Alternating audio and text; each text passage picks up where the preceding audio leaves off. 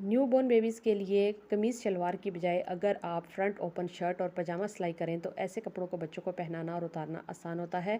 इस तरह से फ्रंट और बैक दामन को आप रखें कि बैक दामन जो है वो फ्रंट दामन से चौड़ाई में कम हो। फ्रंट दामन में आपने 1.5 से 2 इंच तक बटन पट्टी के लिए एक्स्ट्रा कपड़ा छोड़ना है और फिर इसके बाद आपने इसी तरफ गले का निशान लगाना है, जितना आपने गला गहरा रखना है और जितना चौड़ा रखना है। आर्म होल की कटाई कीजिए। इसके बाद साइड से थोड़ी सी शेप दे दीजिए कमर वाली साइड से, या इस तरह ही इसको छोड़ दीजिए और सिलाई में हल्का सा इसको आप शेप दे लीजिए।